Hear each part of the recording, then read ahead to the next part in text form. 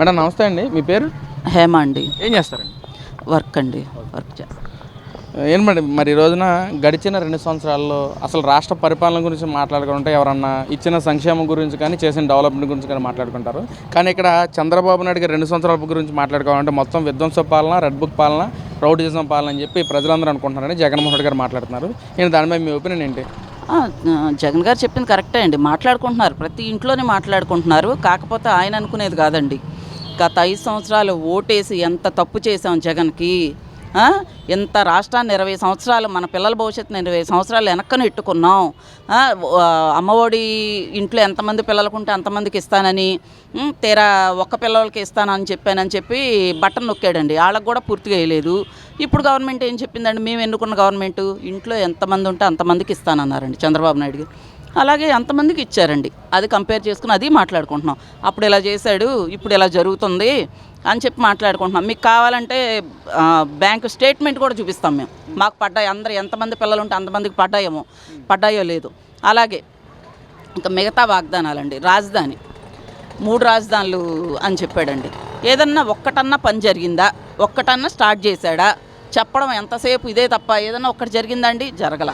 కానీ ఇప్పుడండి ఎంత ఇలాగా పరిస్థితుల్లో కూడా అమరావతిని, దేవతల రాజధాని, మా కలని నెరవేర్చడానికి చంద్రబాబు నాయుడు గారు ఎంత కృషి చేసి అది ఎంత శరవేగంగా జరుగుతుందో మేము వెళ్ళి చూసుకుని వస్తున్నామండి. అందులో కంపేర్ చేసుకుంటున్నాం. 3 రాజధానులు అన్నాడు, ఓటేసాం, 3 రాజధానులు అన్నాడు, అది అన్నాడు, ఇది అన్నాడు, ఒక్కటే తగలబెట్టలేదు, అంతా నాశనం చేశాడు. ఇప్పుడు మాత్రం ఎంత బాగా జరుగుతుందో, ఎంత బాగుందో కదా, మనం వెళ్ళాం కదా అని మాట్లాడుకుంటున్నాం ఇంట్లో. అదొకటండి. ఇంకా అలా చాలా అండి, ఒకటి కాదు. పార్టీ ఆఫీసు కూల్చేయడం కానీ, వాళ్ళ మంత్రులందరినీ తన్నిచ్చడం, జైల్లో పెట్టడం, తండ్రి వయసు ఉన్న చంద్రబాబు నాయుడు గారిని జైల్లో పెట్టడం కానీ, ఇవన్నీ కూడా ఎంత అరాచకం సృష్టించారో, ఎంత ఎలా చేశారో. ఇప్పుడు మీరు ఇలాంటి మాటలు, ఏ మాటలు మాట్లాడినా మిమ్మల్ని ఎంతో హుందాగా ఆయన పట్టించుకోకుండా రాష్ట్రం గురించి కష్టపడుతూ ఒక్క మాట కూడా మీ మాటలు లెక్క చేయకుండా ఇచ్చేస్తున్నారు కదండి. అది కూడా మాట్లాడుకుంటున్నాం. అంటే ఇక్కడ గత 5 ఏళ్ల పాలనలోనే రాష్ట్రం మొత్తం సుభిక్షంగా ఉంది, డెవలప్మెంట్ అయింది, పథకాలు కూడా టైం టు టైం వచ్చినవి. కానీ చంద్రబాబు నాయుడు గారు దానికి విరుద్ధంగా చేస్తున్నాడు. మళ్ళీ జగన్మోహన్ రెడ్డి గెలిపించుకుంటేనే మన రాష్ట్రం బాగుంటుందని చెప్పి ప్రజలందరూ అనుకుంటున్నారండి. మేడం నిజమేనా? ఎందుకు అవుతుందండి? ఇప్పుడు సూపర్ 6 అని మా ఇంటికి వచ్చి చెప్పారండి. సూపర్ 6 పథకాలని.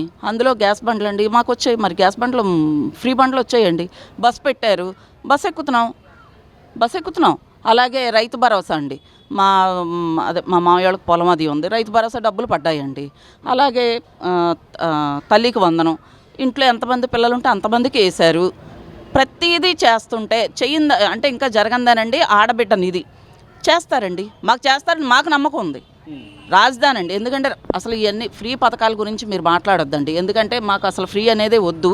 కాకపోతే మీరు అలవాటు చేశారు కండి, అది పెట్టారు, వాళ్ళు ఇస్తున్నారు. కానీ రాజధాని ఒక్కసారి మీకు జగన్ గారు మీరు వెళ్ళి మీరన్న మామగారి పరిస్థితి ఎలా ఉందో, లేదంటే ఇప్పుడు చంద్రబాబు నాయుడు గారు చెప్పినట్టు దేవతల రాజధాని, మేము కోరుకున్న రాజధాని ఎంత శరవేగంగా ఎంత బాగా జరుగుతుందో మీరు ఒక్కసారి వెళ్ళి చూసొచ్చి మాట్లాడండి. ఇక్కడ అమరావతిలో కూడా కొన్ని వేల కోట్ల స్కాములు జరుగుతూ ఉన్నవి.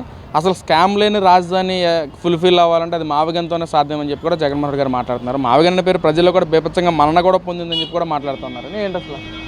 మేము మీరు చెప్పే మావిగానో ఏదైనా పట్టించుకున్నాం అనుకోండి, పిచ్చోడి చేతిలో రాయి ఉంటారు చూసారా, అలా అయిపోద్ది మా బతుకు. మా రాజధాని పరిస్థితి, మా ఆంధ్ర రాష్ట్రం పరిస్థితి మీరు ఇనే మాటలు వింటే గనక, అనే మాటలు పిచ్చోడి చేతిలో రాయి పెడితే ఎలా ఉంటుందో ఆ టైప్లో చెప్తున్నారు మీరు. శరవేగంగా సరే రాజధానిలో అవినీతులు జరుగుతున్నాయి, అప్పుడు మీరు ఏం చేయాలి? ప్రతిపక్షం కింద అసెంబ్లీకి వెళ్ళండి. ఎక్కడ అవినీతి జరిగిందో అసెంబ్లీ సాక్షిగా మాకు వినిపించండి ప్రజలుగా. అంతేగాని మీకు నచ్చినట్టుగా మావిగానైతే నేను చేసేస్తాను, నువ్వు అసలు 100 కోట్లు ఏది ఒక పని చేయలేనోడివి, నువ్వు 1000 కోట్లు తీసుకొచ్చి మాకు రాజధాని చేస్తావా? 5 ఏళ్ళు టైం ఇస్తే రాజధాని రైతులు వాళ్ళు చక్కగా భూములు ఇచ్చి రాజధాని చేసుకోండి అని చెప్పి చంద్రబాబు నాయుడు గారు భూములు ఇస్తే నువ్వు వచ్చి వాళ్ళని ఏం చేసావు చెప్పు? వాళ్ళు ఎందుకు నిన్ను అన్ని సంవత్సరాలు నిరాహార దీక్ష చేసి నిన్ను వ్యతిరేకించారు? నువ్వు చేసే విధానం నచ్చకేగా. రైతులు ఏ రోజన్నా రైతుల్లా చూసావా? అయ్యో ఇంత భూమి ఇచ్చారు, నువ్వు మావిగాని ఎక్కడ కడతావు? ఇప్పుడు సరే మొన్న అప్పుడు కట్టావు అనుకుందాం, నువ్వు ఎక్కడ అసలు మావిగాని పేరేంటి? నీకు అసలు పిచ్చోడవా మంచోడవా అని మాకు అర్థం కావట్లేదు. అసలు మావిగాని అంటే ఏంటి అర్థం చెప్పు? నీ పేరులో గన్న తీసుకోమంటావు, లేకపోతే మచిలీపట్నంలో మా తీసుకోమంటావు, విజయవాడలో తీసుకుని ఏంటది? అసలు ఏమన్నా పద్ధతి అనేది ఉందా? అంటే నేనండి మీ మీడియా ముఖంగా నేనైతే కనుక చట్టాన్ని ఒకటి అడుగుతున్నానండి, అంటే నాకు తెలియదు, నేను చట్టాన్ని అడగదలుచుకుంటున్నాను. ఏమంటే ఇలాంటి మాటలు అంటే రాష్ట్ర ప్రజల భవిష్యత్తును నాశనం చేసే విధంగా, అంటే వాక్ స్వాతంత్రం ఉంది కాబట్టి ఏదైనా మాట్లాడొచ్చు అంటారా? మా భవిష్యత్తు ఏంటో ఆలోచించరా అండి? మోడీ గారు, మీరు మా రాష్ట్రంలో ఏం జరుగుతుందనేది చూసి మమ్మల్ని ఈయన మా భవిష్యత్తు నాశనం చేయడా చూస్తున్నాడండి. అందుకని మీరు ఖండించాలని మేము కోరుకుంటున్నాం. ఎందుకంటే మీరన్నా ఖండిస్తే ఈయన తగ్గుతాయి. మేము 11 సీట్లు ఇచ్చి కూర్చోబెట్టిన ఆయన మారట్లేదు కదండి. మా భవిష్యత్తును ఇప్పుడు నాశనం చేద్దామని చూస్తున్నాడు. అందుకని మీరైనా సరే ఆయన మాటల విధానాన్ని కానీ వాళ్ళ పద్ధతులు కానీ అవన్నీ కొంచెం మీరన్నా కంట్రోల్ చేయాలని మేము కోరుకుంటున్నామండి. 2029 ఎలక్షన్స్లో 2 పార్టీల మధ్య కాదు ఎలక్షన్స్ జరిగేవి, మావిగన్ versus Amaravati, we stand with మావిగన్ అని చెప్పి కూడా జగన్మోహన్ రెడ్డి గారు మాట్లాడుతున్నారు. ఒకవేళ మావిగన్ దాని మీద ఇంకా 3 సంవత్సరాలు ఉంది కాబట్టి మావిగన్ మీదే స్టాండ్ అయ్యి జగన్మోహన్ రెడ్డి గారు కానీ వస్తే ఎన్ని సీట్లు వస్తాయి అనుకోవచ్చు వైసీపీ పార్టీకి? ఏంటండి? మేము ఇంటికి ఒక గన్ రెడీ చేసి పెట్టుకుంటామండి. ఆయన చెప్తున్నాడు కదా గన్నం, ఆయన పేరులో గన్నం, మేము ఇంటికి ఒక గన్ రెడీ చేసి పెట్టుకుంటాం. ఎందుకంటే ఆయన వస్తే తరవడానికి, మా భవిష్యత్తు నాశనం చేయకుండా ఆయన వస్తే తరవడానికి. ఓటు అడుగుతాకు వచ్చాడు అనుకోండి, గన్న చూపించి తరివేస్తాం. ఎందుకంటే మా భవిష్యత్తు నాశనం అయిపోతుంది. మా పిల్లలు ఇంక ముందు ఇప్పుడు మేమే పోయినసారి చేసిన దానికి మేము చాలా ఇబ్బందులు పడ్డామండి. కరోనా ఒకటి వచ్చింది, ఈయన మహత్యం అంట మేము అనుకోవడం. ప్రపంచం అంతా వచ్చింది, కానీ మేము నాశనం అవడానికి మాత్రం జగన్మోహన్ రెడ్డే కారణం అండి.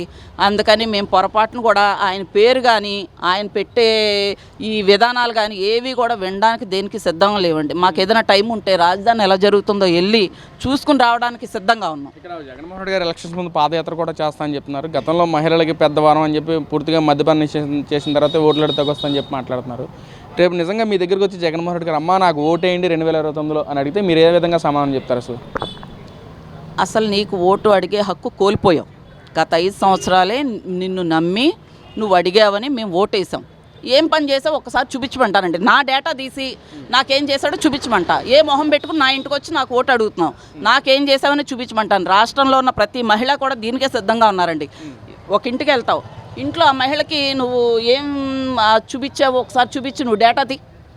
వచ్చేటప్పుడు సిస్టమ్ తెచ్చుకొని ఆ ఇంట్లో పేర్లు కొట్టి వాళ్ళకి ఎవరికి నువ్వు అమ్మఒడి ఎంతమందికి ఇస్తాన్నావు నిజం చెప్పు. అందరికి ఇస్తాన్నావు ఇంట్లో? మా ఇంటికి రా, మా ఎంతమంది పిల్లలకి ఇచ్చారో నాకు డేటా చూపించు. బటన్ నొక్కి ఎంతమందికి పడ్డాయో నాకు చూపించు. అసలు పడ్డాయో లేదో చూపించు, లేదా 1 సంవత్సరం వేసి మిగతా 4 సంవత్సరాలు ఎగ్గొట్టావో చూపించు. మిగతా పథకాలన్నీ ఏ కంపెనీలు తెచ్చావో చూపించు. రాష్ట్రాన్ని ఏం అభివృద్ధి చేసావో చూపించు. అప్పుడు మాట్లాడు, అప్పుడు ఓటు అడుగు. అదేంటండి జగన్మోహన్ రెడ్డి గారి హయాంలో మొత్తం రాష్ట్రం మొత్తం డెవలప్మెంట్ అయిందని చెప్తున్నారు కదా మరి? ఏమంటే కళ్ళకు కనబడట్లేదండి? మాకు కళ్ళు ఉన్నాయి కండి, మాకు కనబడుతుందిగా. ఇప్పుడు కనబడుతుంది, అప్పుడు కనబడింది. అప్పుడు కనబడే నమ్మే ఓటేసాం, తర్వాత తెలుసుకున్నాం ఏం జరుగుతుంది అనేదిని.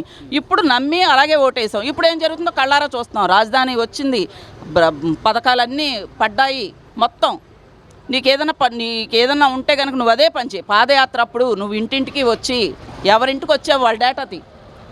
నీ ఓళ్ళ నీ మంత్రుల్లో నీ ఓళ్ళో చేసిన ఈ మొత్తం ఏదైంది పిన్ టు పిన్ చూపించి మాకు, నీకు అప్పుడు నువ్వు మాట్లాడే అర్హత నీకు ఉంటుంది.